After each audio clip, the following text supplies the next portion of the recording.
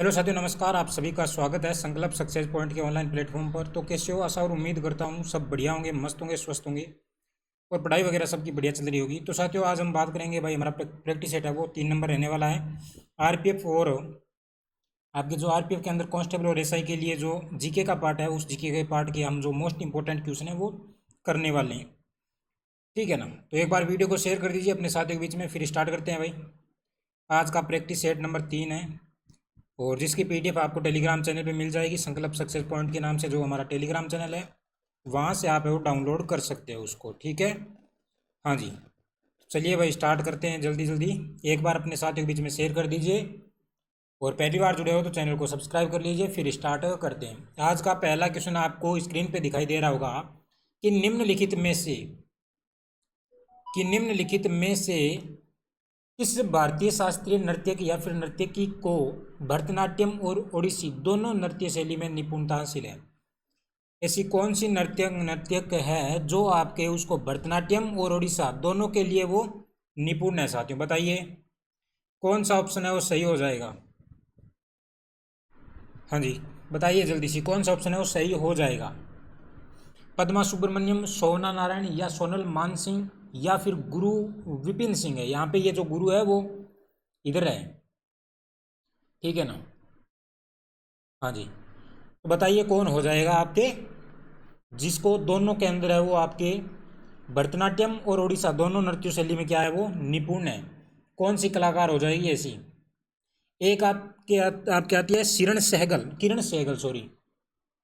आती है। किरण सहगल भी इनके लिए वो जानी जाती है, दोनों के लिए। ठीक है ना? किरण सहगल, किरण सहगल का नाम आता है। अगर मैं बात करता हूँ विपिन सिंह, तो ये मणिपुरी से संबंधित है। मणिपुरी जो शास्त्रीय नृत्य है उससे संबंधित है। ठीक है ना? मणिपुरी से संबंधित है। अगर मैं बात करता हूँ पद्मा सुब्रमण्यम की, तो ये भरतनाट्यम से संबंधित है। भरतनाट्यम से संबंधित है। लेकिन दोनों के अंदर जो आपके निपुणता हासिल है, दोनों के अंदर भरतनाट्यम और उड़ीसा के अंदर, तो वो कौन हो जाएगी? सोनल मानसिंह हो जाएगी आपकी। सोनल मानसिंह है वो राइट आंसर हो जाएगा। सोनल मानसिंह राइट आंसर हो जाएगा। ठीक है ना? सोनल मानसिंह। अगर मैं बात करता हूँ किसकी, सोवना नारायण की, तो ये कथक से संबंधित है। सोवना नारायण है वो किससे संबंधित है भाई? कथक से संबंधित है। सोवना नारायण है वो कथक से संबंधित हो जाएगी। ठीक है। एक और आती है आपकी यामिनी कृष्णमूर्ति। आपको पता होगा यामिनी, आपने सुना होगा यामिनी। तो वो भरतनाट्यम और आपके कुचिपुड़ी से संबंधित है भाई, दोनों में। भरतनाट्यम, थोड़ी लिखावट में मत जाना भाई, और कुचिपुड़ी। ठीक है ना? कुचिपुड़ी, इन दोनों से संबंध रखती है कौन? आपके यामिनी।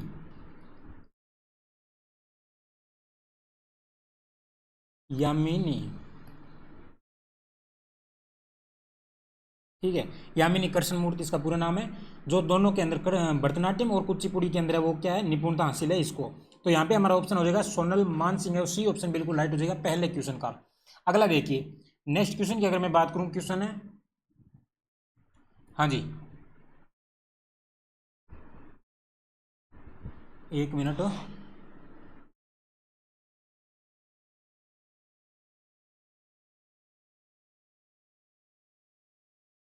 अगला देखिए, सेकंड नंबर क्वेश्चन दे रखा है कि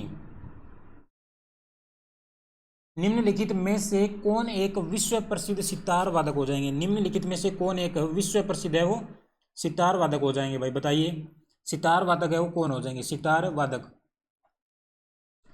हाँ, एक मिनट, कहाँ चलेगी क्वेश्चन? ऐसे कैसे हो रहा है? इतने आगे कहाँ से चलेगी? हाँ, 2 नंबर क्वेश्चन है। निम्न में से कौन हो जाएगा भाई? सितार वादक कौन हो जाएंगे? सितार वादक बताइए। उस्ताद सफ़ात अहमद खान राजा, उस्ताद है वो सफ़ात अहमद, ये पूरा खान यहाँ पे है। ठीक है। राजा रत्नम और पिल्लई राजा रत्नम पिल्लई है, और पंडित रवि शंकर और अली अहमद अली। ये 4 ऑप्शन कैसे हो गई? अच्छा, पंडित रविशंकर यहाँ चला गया, ठीक है। थोड़ा ये ऑप्शन में गड़बड़ और की है, लेकिन आप देख लेना इसमें, ठीक है ना। कौन सा हो जाएगा, सतार वादक की अगर बात करें, सतार वादक है वो कौन हो जाएगा, कौन हो जाएगा। अगर मैं सफ़ात अहमद अली की बात करूं तो ये तबला वादक है भाई, ये है ना तबला बजाने में माहिर है साथियों। कौन है, सतार उस्ताद सफ़ात अहमद, तबला वादक हो जाएंगे। तबला वादक में इनको निपुणता हासिल है, ठीक है। और खान राजा रत्न कौन हो जाएंगे भाई, खान राजा रत्न।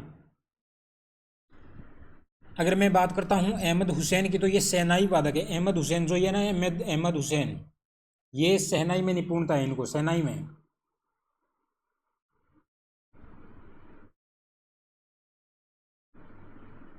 शहनाई बजाने में माहिर हो जाएंगे।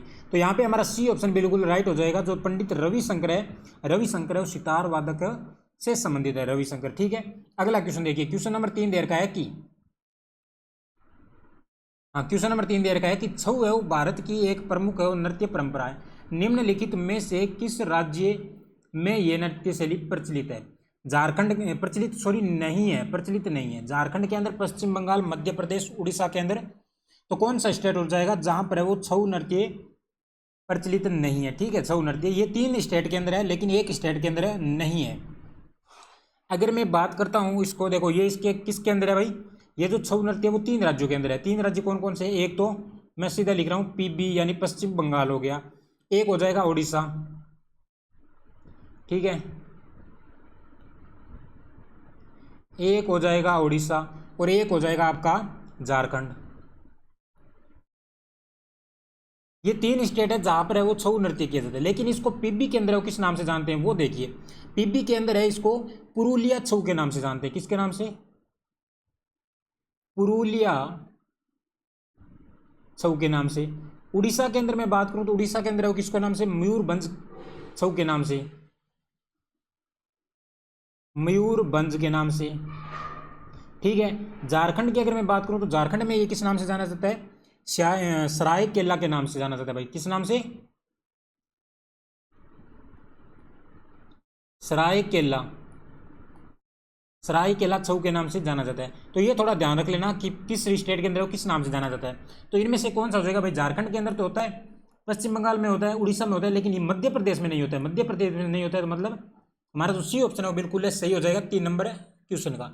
अगला क्वेश्चन दे रखा है कि, हाँ अगला क्वेश्चन दे रखा है कि 1857 के विद्रोह के संदर्भ में मंगल पांडे की मंगल पांडे वो किस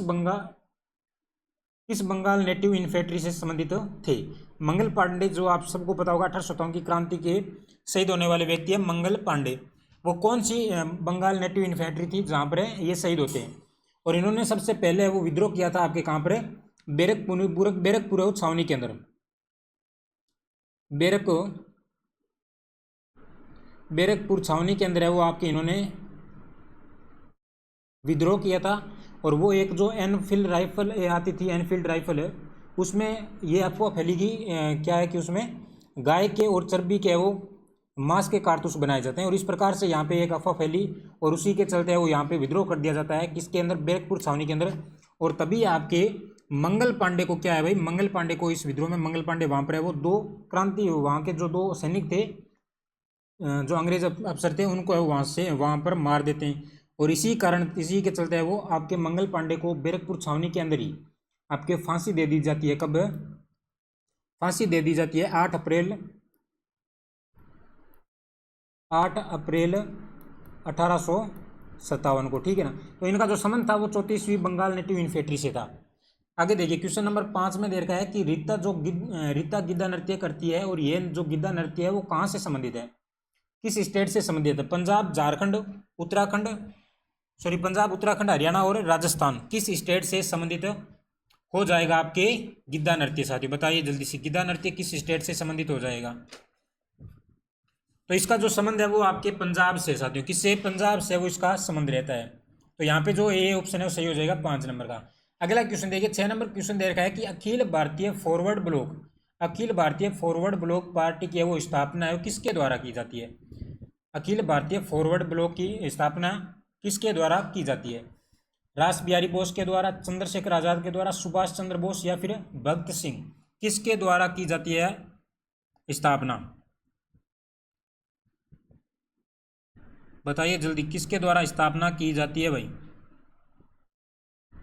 तो 1939 के अंदर एक आपके जो आपके सुभाष चंद्र बोस, यहाँ पे सही ऑप्शन हो जाएगा हमारा, जो सी ऑप्शन है वो बिल्कुल सही हो जाएगा। सुभाष चंद्र बोस के द्वारा यहाँ पर स्थापना की जाती है। होता है 1939 के अंदर सुभाष चंद्र बोस है त्रिपुरा के अंदर जो कांग्रेस का अधिवेशन हुआ था वहां पर ये अध्यक्ष थे, लेकिन बाद में इन्होंने अध्यक्ष पद से इस्तीफा देके और वहां से क्या कर दिया इन्होंने भाई, अध्यक्ष पद से इस्तीफा देके 3 मई 1939 को 3 मई 1939 को इन्होंने क्या कर दी भाई, फॉरवर्ड ब्लॉक पार्टी की स्थापना कर दी सुभाष चंद्र बोस ने। अगला क्वेश्चन देखिए, क्वेश्चन नंबर 7 दे रखा है कि जून 2023 तक है वो भारतीय संविधान में जो लोकसभा है, लोकसभा में अधिकतम सदस्यों की संख्या कितनी अनुमानित की गई है? साथियों लोकसभा के अंदर है वो अधिकतम संख्या वो कितनी अनुमानित की गई है बताइए। आर्टिकल है वो 81 है वो इससे संबंधित है। आर्टिकल है वो 81 है वो ये बताता है कि आप संविधान के लोकसभा के अंदर कितने सदस्य मनोनीत करना है। अगर मैं बात करूं तो यहाँ से 220 सदस्य की अगर मैं बात करता हूँ, सॉरी 520 सदस्य है वो कहाँ से चुने जाते हैं भाई, प्रत्येक स्टेट से चुने जाते हैं, ठीक है। और अगर मैं बात करूं यहाँ पे 30 सदस्यों की, तो जो 30 सदस्य है वो यूटी से चुने जाते हैं साथियों। सॉरी 530 है वो तो स्टेट से चुने जाते हैं और 20 सदस्य यूटी से यानी केंद्र शासित प्रदेश से चुने जाते हैं। और पहले 2 सदस्य है वो एंग्लो इंडियन थे। एंग्लो इंडियन को इंडियन की सीट है वो आपके लोकसभा के अंदर थी। लेकिन जो 104वां संविधान संशोधन हुआ था, 104वां जो संविधान संशोधन हुआ था अमेंडमेंट एक्ट, उसमें 2019 को हुआ, उसमें जो ये प्रावधान था एंग्लो इंडियन का, तो ये प्रावधान है वो रद्द कर दिया जाता है, समाप्त कर दिया जाता है। तो वर्तमान में अगर मैं बात करूं तो 550 है वो अधिकतम सीट हो सकती है लोकसभा के अंदर, लेकिन वर्तमान में है कितनी, 543 सीट पर है अभी वर्तमान में 543 सीट है, ठीक है ना, 543। तो यहाँ पे अधिकतम अगर मैं बात करता हूँ तो 550 सीट होती है, क्योंकि ये देखो 30 है वो स्टेट, 530 स्टेट से और 20 है वो यूटी से चुनी जाती है। तो ये हो गया 550, 2 पहले एंग्लो इंडियन थे उनको हटा दिया तो अब 550 रह गई।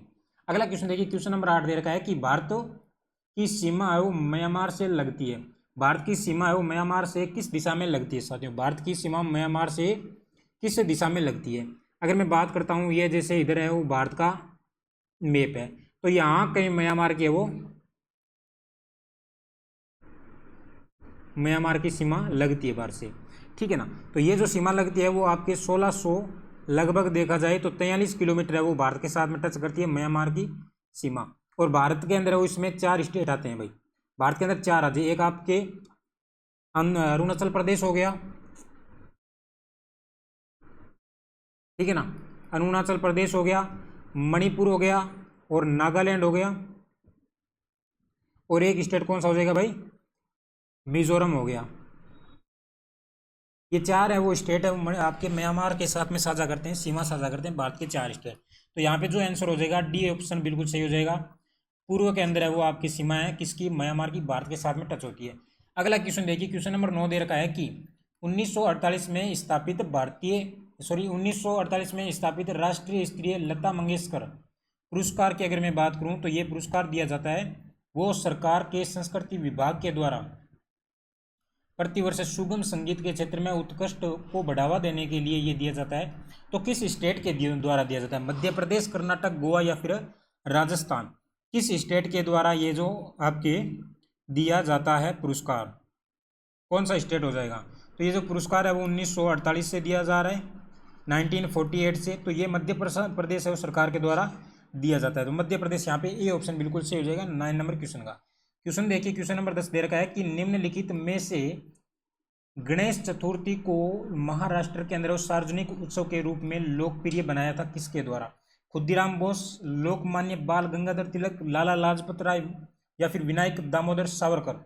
कौन सा ऑप्शन है वो हो जाएगा राइट ऑप्शन, कौन सा हो जाएगा यहाँ पे बताइए सही ऑप्शन कौन सा होगा? और ये जो गणेश उत्सव है वो कब से मनाया जा रहा है? जो गणेश उत्सव है वो मनाया जा रहा है आपके 1893 से, ठीक है ना, 1893 से। एक उत्सव और आता है शिवाजी उत्सव,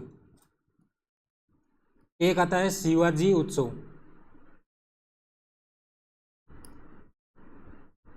शिवाजी उत्सव। और ये जो उत्सव है वो आपके 1895 से मनाया जा रहा है, ठीक है ना, 1895 से। तो इनकी जो शुरुआत की जाती है वो बी आपके ऑप्शन राइट हो जाएगा, बाल गंगाधर है वो तिलक के द्वारा इसकी शुरुआत की जाती है। तो 10 नंबर का बी ऑप्शन है सही हो जाएगा। अगला क्वेश्चन दे रखा है कि निम्नलिखित में से कौन सा भारत के पूर्वी तट के पूर्ण और आंशिक रूप से के भाग के एक क्षेत्रीय का नाम नहीं है। यानी जो भारत का पूर्वी तट है उसका भाग कौन सा नहीं है, इसमें कोरोमंडल तट हो जाएगा, यहाँ पे तट है, ठीक है ना, कोरोमंडल तट या उत्कल तट या तमिलनाडु तट या फिर मालाबार तट, कौन सा ऑप्शन सही हो जाएगा। अगर मैं यहाँ पे दक्षिण में भारत की स्थिति देखूँ तो कुछ ऐसी है, और यहाँ पे आपका हो जाएगा कौन सा, आपके कोंकण तट हो जाएगा या कोरोमंडल, कोरोमंडल नहीं कोंकण तट है, ठीक है। और यहाँ से लेकर यहाँ पर हो जाएगा आपके मालाबार, और ये इधर हो जाएगा कोरोमंडल, और ये ऊपर में हो जाएगा कौन सा भाई, उत्कल हो जाएगा। तो इनमें से कौन सा आ रहा है, ये क्या बोल रहा है कि आपके पूर्व तट का भाग नहीं है। यहाँ पे क्या बोला इन्होंने कि पूर्व तट का भाग नहीं है। तो कोरोमंडल पूर्व में है, उत्कल पूर्व में है, तमिलनाडु ये भी पूर्व में है, लेकिन जो मालाबार तट है ये पूर्व में नहीं है, ये यहाँ पे आपको दिखाई दे रहा है पश्चिम के अंदर या दक्षिण पश्चिम के अंदर है, हो जाएगा मालाबार तट। तो डी ऑप्शन बिल्कुल इसका है वो सही हो जाएगा, डी ऑप्शन है वो बिल्कुल राइट हो जाएगा। अगला देखिए क्वेश्चन नंबर 12 दे रखा है कि कोणार्क नृत्य है वो उत्सव भारत के किस राज्य में मनाया जाता है, या कोणार्क नृत्य का जो संबंध है वो भारत के किस राज्य से है। अगर कोणार्क सूर्य मंदिर की अगर मैं बात करता हूँ, कोणार्क सूर्य मंदिर या कोणार्क का जो मंदिर है वो आपके हो जाएगा कहाँ पर, कोणार्क मंदिर जो पुरी के अंदर है, उड़ीसा पुरी के अंदर है, और इसी को है वो ब्लैक पेगोडा के नाम से भी जाना जाता है, ठीक है ना, ब्लैक पेगोडा के नाम से जाना जाता है। इसके निर्माण की बात करूं तो आपके किसके द्वारा इसका निर्माण है, वो नरसिंह देव फर्स्ट के द्वारा इसका निर्माण करवाया गया था। और ये क्वेश्चन है वो कई बार पूछा गया, नरसिंह देव फर्स्ट इसके द्वारा वो इसका निर्माण करवाया जाता है। तो यहाँ पे कौन सा ऑप्शन हो जाएगा, बी ऑप्शन बिल्कुल सही हो जाएगा। उड़ीसा के अंदर है वो कौन सा उत्सव मनाया जाता है, कोणार्क नृत्य उत्सव मनाया जाता है। और कोणार्क का जो सूर्य मंदिर है वो भी कहाँ पर है, पूरी उड़ीसा के अंदर है, जिसे ब्लैक पेगोडा कहते हैं। अगला क्वेश्चन देखिए, एहोल की राजधानी थी, एहोल की राजधानी वो क्या थी, चोलो पल्लवी चालुक्यों या फिर पांडवों, कौन सी थी एहोल की राजधानी। तो यहाँ पे सी ऑप्शन हो जाएगा सही, सी ऑप्शन बिल्कुल सही हो जाए, चालुक्य है वो आपके एहोल की राजधानी थी। अगला क्वेश्चन दे रखा है कि निम्नलिखित में से किस राज्य के राज्य विधान मंडल के 2 सदन होते हैं भाई, राज्य का जो विधान मंडल है उसके 2 सदन होते हैं। अगर मैं बात करता हूँ, देखो राज्य का जो विधान मंडल होता है उसके अंदर एक सदन तो सभी राज्य के अंदर है, लेकिन एक सदन है वो मात्र 6 राज्यों के अंदर है। 2 सदन होते हैं विधानमंडल के, एक तो विधान परिषद और एक विधान सभा। अगर मैं वो 6 राज्यों की बात करूं तो एक ट्रिक आती है छोटी सी, कुंभा टी, यानी कुंभा टी से एक ट्रिक है, और वो उस ट्रिक में वो 6 राज्य आपको मिल जाएंगे जहां पर विधान परिषद है। अगर मैं के की बात करता हूं तो के का होता है कर्नाटक, के आर हो गया। यू की बात करूं तो उत्तर प्रदेश हो जाएगा। एम की बात करूं तो आपके हो जाएगा महाराष्ट्र, एम एच हो जाएगा, ठीक है।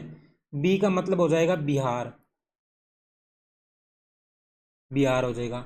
ए का मतलब हो जाएगा अरुणाचल प्रदेश, एपी हो जाएगा, ठीक है। और टी का हो जाएगा तेलंगाना, तेलंगाना हो जाएगा।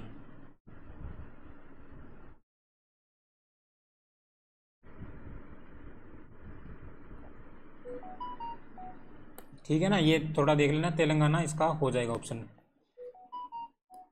आगे देखिए, तो यहाँ पे जो इसका ऑप्शन हो जाएगा कौन सा, इनमें से 2 सदन है तो कौन सा हो जाएगा भाई, महाराष्ट्र यहाँ पे बिल्कुल हो जाएगा। महाराष्ट्र वो इनके बीच में आता है 6 राज्यों के अंदर। अगला क्वेश्चन देखिए, दे रखा है कि निम्नलिखित में से कौन सा युग में वो सुमेलित नहीं है। एक साइड पुस्तक दे रखी है, एक साइड लेखक दे रखा है। जियोग्राफी पुस्तक टोलेमी की है, नेचुरल हिस्टोरिका की बात करें हेरोडोट्स, सी यू की हेवन सॉन्ग हो जाएगा, एनडी का मेगास्थनीज हो जाएगा। कौन सा इसमें सुमेलित नहीं है, कौन सा सुमेलित नहीं है। तो यहाँ पे जो बी ऑप्शन है वो बी ऑप्शन बिल्कुल है गलत हो जाएगा, बी ऑप्शन का आंसर यहाँ पे गलत हो जाएगा। जो नेचुरल हिस्टोरी का है ये किसकी है भाई, नेचुरल हिस्टोरी का है ये प्लिनी की है, ठीक है ना। तो यहाँ पे ये बी ऑप्शन है वो बिल्कुल है सही हो जाएगा, बी ऑप्शन। आगे देखिए क्वेश्चन नंबर 16 दे रखा है कि निम्नलिखित में से कौन है वो भारत में बैंकों का प्राथमिक नियामक है। भारतीय रिजर्व बैंक यानी आरबीआई हो गया, भारतीय प्रतिभूति और विनिमय बोर्ड, या बीमा नियामक और विकास प्राधिकरण, या नेशनल स्टॉक एक्सचेंज। कौन हो जाएगा सही ऑप्शन, कौन सा सही ऑप्शन हो जाएगा। अगर मैं आरबीआई की बात करता हूं तो आरबीआई की जो स्थापना की अगर बात करें, आरबीआई की स्थापना वो 1935 के अंदर होती है। 1 अप्रैल 1935 में, 1 अप्रैल 1935 के अंदर वो स्थापना होती है आरबीआई की, ठीक है। आरबीआई की स्थापना हो जाती है 1900। अगर मैं बात करता हूँ कब भाई, 1992 के अंदर अगर बात करें तो किसकी होती है, भारतीय प्रतिभूति और विनिमय बोर्ड की यानी सेबी की स्थापना होती है 1992 के अंदर, ठीक है, 1992 के अंदर। और एक्सचेंज की अगर बात करें तो एक्सचेंज जो ये स्टॉक है नेशनल, इसकी स्थापना कब होती है भाई, इसकी स्थापना है वो आपके 1992 में होती है, 1992 में, जिसका हेड क्वार्टर है वो मुंबई के अंदर हो जाएगा। तो यहाँ पे हमारा ऑप्शन कौन सा राइट हो जाएगा, ए ऑप्शन बिल्कुल है सही हो जाएगा। ए ऑप्शन बिल्कुल 16 नंबर का सही हो जाएगा कि भारत में बैंकों का प्राथमिक विनियामक कौन होता है, आरबीआई होता है भाई। अगला देखिए, किसी राज्य के मुख्यमंत्री के लिए या मुख्यमंत्री के रूप में नियुक्त होने के लिए न्यूनतम आयु की आवश्यकता है। 30 वर्ष, 25 वर्ष, 18 वर्ष या फिर 35 वर्ष। कौन सा ऑप्शन है सही हो जाएगा। तो यहाँ पे अगर मैं बात करूँ तो बी ऑप्शन बिल्कुल सही हो जाएगा। 25 वर्ष की आवश्यकता होती है। अगर कोई भी न्यूनतम एज है वो आपके सीएम बनने के लिए कितनी होनी चाहिए, 25 वर्ष होनी चाहिए। और ये एज है वो किस किस के लिए लागू है, देखो अगर मैं बात करता हूँ इस एज की, तो ये जो एज है वो आपके किस किस के लिए लागू हो जाएगी, सीएम बनने के लिए और मंत्री बनने के लिए और पीएम बनने के लिए और कैबिनेट मंत्री बनने के लिए। इन सब के लिए वो मिनिमम एज कितनी चाहिए भाई, इन सब के लिए वो मिनिमम एज आपकी 35 वर्ष होनी चाहिए। तो यहाँ पे 17 नंबर का बी ऑप्शन सही हो जाएगा। अगला देखिए, अंतर्राष्ट्रीय तिथि रेखा गुजरती है, कहाँ से गुजरती है अंतर्राष्ट्रीय तिथि रेखा, अफ्रीका, एशिया, प्रशांत महासागर या अंटार्कटिका महासागर से, कहाँ से गुजरती है। 180 डिग्री देशांतर रेखा अगर बात करें तो यहाँ पे हो जाएगा सी ऑप्शन सही, प्रशांत महासागर से गुजरती है 180 डिग्री अंतर्राष्ट्रीय तिथि रेखा साथियों। अगला क्वेश्चन है कि राजा राम मोहन राय की समाधि है कोलकाता के अंदर, पटना के अंदर, ब्रिस्टल के अंदर या फिर कनाडा के अंदर। राजा राम मोहन राय की समाधि है साथियों, कहाँ पर है, तो सी ऑप्शन सही हो जाएगा। ब्रिस्टल जो आपके कनाडा के, इंग्लैंड के अंदर सॉरी पड़ता है, इंग्लैंड के अंदर है, वहाँ पर है वो आपके राजा राम मोहन राय की क्या है भाई, समाधि स्थित है। अगला क्वेश्चन दे रखा है 20 नंबर की, मंझगांव डॉक लिमिटेड के सहयोग से कौन सी सरकार भारत के पहले पनडुब्बी पर्यटन उद्यम का नेतृत्व कर रही है। महाराष्ट्र सरकार, गुजरात, कर्नाटक या फिर गोवा सरकार। कौन सा ऑप्शन हो जाएगा, कौन सा ऑप्शन है राइट हो जाएगा। मंझगांव डॉक की अगर मंझगांव की बात करें तो ये मंझगांव है वो कहाँ पर है, महाराष्ट्र के अंदर है, मंझगांव महाराष्ट्र के अंदर है। तो यहाँ पे हमारा जो ऑप्शन हो जाएगा सी ऑप्शन बिल्कुल सही हो जाएगा। कर्नाटक सरकार के द्वारा ये नेतृत्व किया जा रहा है, कर्नाटक सरकार के द्वारा। अगला क्वेश्चन देखिए, क्वेश्चन नंबर 21 दे रखा है कि निम्नलिखित में से कौन सा युग में वो सुमेलित नहीं। एक तरफ सभ्यता दे रखा है, एक तरफ स्थान दे रखा है। सुत कोटड़ा गुजरात के अंदर है, चनहुदड़ो सिंध के अंदर है, और सुत कांगेडोर की बात करूं बलूचिस्तान के अंदर, धोलावीरा राजस्थान के अंदर। कौन सा ऑप्शन है वो सही ऑप्शन नहीं है साथियों, कौन सा ऑप्शन है सही नहीं है। तो यहाँ पे अगर धोलावीरा की बात करें तो ये जो धोलावीरा स्थान है वो कहाँ पर है, धोलावीरा स्थान है वो आपके गुजरात के अंदर है, ठीक है ना, गुजरात के अंदर है। राजस्थान के अंदर कौन सी सभ्यता आती है, कालीबंगा सभ्यता आती है, कालीबंगा सभ्यता, ठीक है ना, कालीबंगा सभ्यता राजस्थान के अंदर आती है। तो डी ऑप्शन है वो यहाँ पे सही हो जाएगा। 22 नंबर क्वेश्चन दे रखा है कि भारत में पहली फ्रांसीसी फैक्ट्री कहाँ स्थापित की गई थी। भारत के अंदर पहली फ्रांसीसी फैक्ट्री है वो कहाँ स्थापित की गई, सूरत, पांडिचेरी, चंदननगर या फिर मछलीपट्टनम। कहाँ पर है पहली फैक्ट्री है वो स्थापित की गई थी फ्रांसीसियों के द्वारा, फ्रांसीसी फैक्ट्री। तो सही ऑप्शन हमारा हो जाएगा ये ऑप्शन बिल्कुल राइट हो जाएगा। सूरत के अंदर है वो ये फैक्ट्री है वो स्थापित की गई थी। अगला क्वेश्चन दे रखा है 23, निम्नलिखित में से कौन सी चित्रकला की एक शैली महाराष्ट्र से संबंधित है। इनमें से एक शैली जो महाराष्ट्र के अंदर या महाराष्ट्र से संबंधित है कौन सी हो जाएगी, कौन सी हो जाएगी भाई,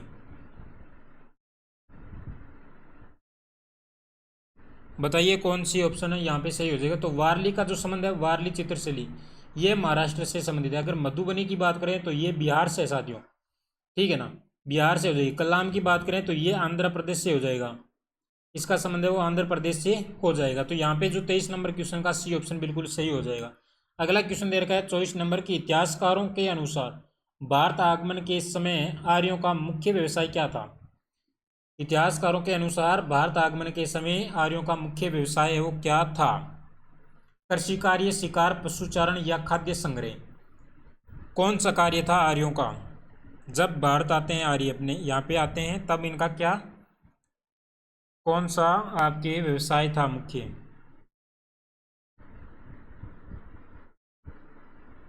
तो यहाँ पे हमारा जो सो ऑप्शन हो जाएगा सी, पशुचारण का ये कार्य किया करते थे। सी ऑप्शन बिल्कुल सही हो जाएगा। अगला देखिए क्वेश्चन नंबर 25 दे रखा है कि पुर्तगाली ने गोवा को कब जीता था। पुर्तगालियों ने गोवा को अपने कब्जे में कब लिया, कब जीता था गोवा को। पुर्तगालियों ने गोवा को कब है वो जीता था। तो यहाँ पे बी ऑप्शन हो जाएगा सही। 1510 ईसा पूर्व के अंदर है वो पुर्तगालियों का गोवा के ऊपर है वो अधिकार हो जाता है। अगला क्वेश्चन दे रखा है 26, निम्नलिखित में से 1947 का कौन सा अधिनियम ट्रेड यूनियनों के साथ में व्यक्तिगत कामगारों के संबंध में भारतीय श्रम कानून को विनियमित करता है। विनियमित करता है कौन सा कानून हो जाएगा। रूल एक्ट अधिनियम हो जाएगा, औद्योगिक विवाद अधिनियम, या भारतीय परिषद अधिनियम, या चार्टर अधिनियम। 26 नंबर का कौन सा आंसर है वो सही हो जाएगा, कौन सा सही हो जाएगा। अगर रूल एक्ट की बात करता हूं तो ये तो 1919 के अंदर आता है साथियों। रूल एक्ट 1919 से को आता है। औद्योगिक अगर मैं अधिनियम की बात करता हूं तो ये आता है आपके 1947 में, 1947 में आता है अधिनियम, औद्योगिक विवाद अधिनियम। भारतीय परिषद अधिनियम है वो 1861 का है। चार्टर एक्ट की बात करें तो ये 1793 से 1800 आपके रहता है 53 तक। चार्टर एक्ट है वो 1793 तक, 93 से 1853 है वो तक रहता है, ठीक है, 53 तक रहता है। तो यहाँ पे हमारा जो ऑप्शन हो जाएगा कौन सा सही भाई, बी ऑप्शन बिल्कुल सही हो जाएगा। औद्योगिक विवाद अधिनियम है वो आपके भारतीय श्रम कानून को विनियमित करता है। अगला क्वेश्चन 27 नंबर दे रखा है कि बंगाल के नवाबों में किसने राजधानी को मुर्शिदाबाद से हटाकर मुंगेर को स्थापित की थी, मुंगेर में स्थापित की थी। मुर्शिद कुली खां, अली वर्दी खां, या फिर सिराजुद्दौला, या मीर कासिम। कौन सा हो जाएगा, किसके द्वारा राजधानी मुर्शिदाबाद से हटा के आपके मुंगेर में स्थापित की गई, किसके द्वारा। तो यहाँ पे ऑप्शन हो जाएगा मीर कासिम, डी ऑप्शन बिल्कुल सही हो जाएगा। ये यहाँ पे आ गया मीर और कासिम यहाँ पे आ गया, तो ये डी ऑप्शन बिल्कुल सही हो जाएगा। मीर कासिम के द्वारा मुर्शिदाबाद से हटा के मुंगेर में स्थापित की गई थी। यहाँ पे दे रखा है ऋग वैदिक काल है, ठीक है, ऋग वैदिक काल है ये। वैदिक काल में बलि को निम्नलिखित में से किस रूप में परिभाषित किया जाता था। एक स्वैच्छिक कर के रूप में, पशुओं की बलि के रूप में, पशुओं की बलि के रूप में, या फिर राजा के राजस्व को अधिकार के रूप में, या स्थानीय जन कबीले के रूप में। किस रूप में परिभाषित किया जाता था बलि को ऋग वैदिक काल में। तो यहाँ पे हो जाएगा एक स्वैच्छिक कर के रूप में वो बलि को आपके परिभाषित किया जाएगा। तो ए ऑप्शन बिल्कुल सही हो जाएगा 28 नंबर क्वेश्चन का। 29 नंबर क्वेश्चन दे रखा है कि निम्नलिखित में से किस स्थान पर या किस स्थान का संबंध है प्रत्यक्ष रूप से महावीर स्वामी से नहीं जुड़ा है। जो जैनों के 24वें तीर्थंकर, अंतिम तीर्थंकर जो महावीर स्वामी हैं, इनसे संबंधित नहीं है। कौन सा स्थान, वैशाली, लुम्बिनी, चंपा, या पावापुरी, कौन सा स्थान हो जाएगा। तो ये जो बी ऑप्शन है वो बी ऑप्शन बिल्कुल हो जाएगा। यहाँ पे जो लुम्बिनी है वो महावीर स्वामी से नहीं जुड़ा है, ये जुड़ा है वो आपके महात्मा गौतम बुद्ध से, गौतम बुद्ध से इनका संबंध है, ठीक है ना। गौतम बुद्ध से हो जाएगा। अगला क्वेश्चन देखिए, क्वेश्चन नंबर 30 दे रखा है कि निम्नलिखित में से 30 नंबर क्वेश्चन दे रखा है, निम्नलिखित में से कौन सा युग में वो सही सुमेलित नहीं है। विनय पिटक बौद्ध दर्शन दे रखा है, सुत्त पिटक बुद्ध की शिक्षा दे रखी है, अभिधम्म पिटक की बात करें तो नियमों का संग्रह दे रखा है। कौन सा ऑप्शन है सही नहीं है, सही नहीं जुड़ा है, एक और दो, केवल एक, केवल दो, या फिर तीनों, कौन सा हो जाएगा यहाँ पे सही। तो यहाँ पे जो बी ऑप्शन है वो सुत्त पिटक है, वो नहीं है, सुत्त पिटक सही नहीं है। सुत्त पिटक की अगर यहाँ पे क्या बोल रखा है, सही सुमेलित है, यहाँ पे सही सुमेलित है, ठीक है ना। ये थोड़ा नहीं को हटा लेना भाई, सही सुमेलित है, ये हटा लेना। अगर मैं सही सुमेलित की बात करता हूँ तो सुत्त पिटक है वो बुद्ध की शिक्षा से है, और बाकी की अगर मैं बात करूँ तो जो विनय पिटक का संबंध है किस विषय से, नियमों का संग्रह से है, और अभिधम्म पिटक का जो संबंध है वो आपके बोध से हो जाएगा। तो यहाँ पे बी सी ऑप्शन सही हो जाएगा, केवल दो है वो सही था आपका। 31 नंबर क्वेश्चन दे रखा है कि 31 नंबर ये नहीं है, चलो हाँ ये अगला देखिए, निम्नलिखित में से किस स्वर्ण पेगोड़ा की भूमि कहा जाता है। निम्नलिखित में से किसे स्वर्ण पेगोड़ा की भूमि है वो कहा जाता है, स्वर्ण पेगोड़ा की भूमि कहा जाता है। यहाँ पे आगे थोड़ा ये कट गया, म्यांमार को, चीन को, जापान को, या उत्तरी कोरिया को, किसको कहा जाता है। तो यहाँ पे अगर मैं जापान की बात करूँ तो इसको निप्पन का देश भी कहते हैं, जापान को निप्पन का देश कहते हैं, उगते सूरज का देश कहते हैं, ठीक है ना। पूर्व का ब्रिटेन कहते हैं इसको, पूर्व का ब्रिटेन, निप्पन का देश, ठीक है ना। उगते सूरज का देश, ये किसके नाम हो जाएंगे, ये जापान के नाम हो जाएंगे। तो यहाँ पे जो स्वर्ण पेगोड़ा के नाम से जाना जाता है वो म्यांमार हो जाएगा। तो बिल्कुल ये ऑप्शन है वो सही हो जाएगा, म्यांमार इसका है वो राइट आंसर हो जाएगा। अगला क्वेश्चन दे रखा है 33, भारत के पूर्व पश्चिमी तट पर पूर्वी तट की तुलना में दक्षिण पश्चिम मानसून से अधिक वर्षा क्यों होती है। भारत के पूर्वी तट पर, पूर्वी या पश्चिमी तट पर, वो पूर्वी तट की अपेक्षा अधिक वर्षा होती है, कारण क्या है। पूर्वी तट के विपरीत यह तट है वो सीधा है, या पश्चिमी घाट वर्षा उत्पन्न करने वाली हवाओं को रोकती है, या पूर्वी तट है वो पश्चिमी तट से अधिक चौड़ा है, या फिर पूर्वी घाट हवा की दिशा के समानांतर विस्तारित होता है। कौन सा ऑप्शन है सही हो जाएगा। तो यहाँ पे जो बी ऑप्शन है बिल्कुल सही हो जाएगा। ऑप्शन बी में दे रखा है कि पश्चिमी जो घाट है वो वर्षा उत्पन्न करने वाली जो हवाओं को क्या करता है, रोकता है, और जिसके कारण क्या होती है भाई, वर्षा होती है। हाँ आगे देखिए 34 नंबर में दे रखा है कि निम्नलिखित में से कौन सी गंगा नदी की है वो एक सहायक नदी है, कौन सी गंगा नदी की एक सहायक नदी है।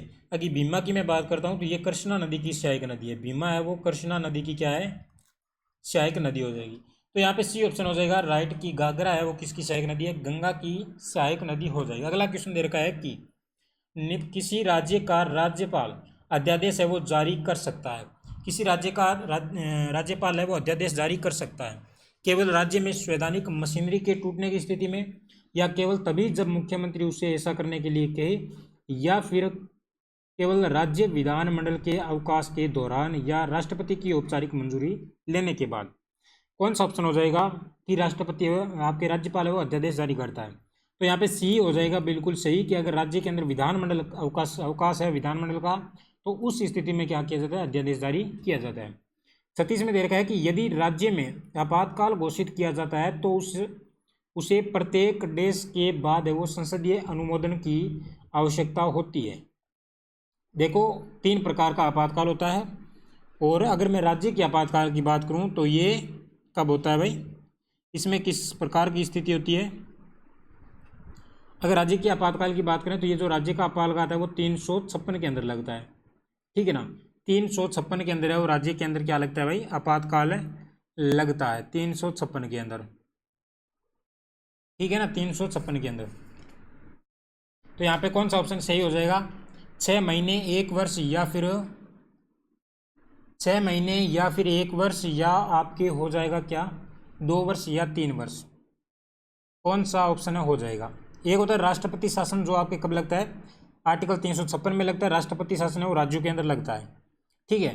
एक होता है राष्ट्रीय आपातकाल जो 352 आर्टिकल के तहत लगता है आंतरिक विद्रोह होने पर, और एक लगता है वित्तीय आपातकाल वित्तीय स्थिरता को खतरा होने पे आपके कब लगता है 360 में, ठीक है ना, 360 में। तो ये ऑप्शन हो जाएगा 6 कि 6 महीने के अंदर है वो आपके अनुमोदन किया जाता है, संसदीय अनुमोदन किया जाता है प्रत्येक 6 महीने के बाद।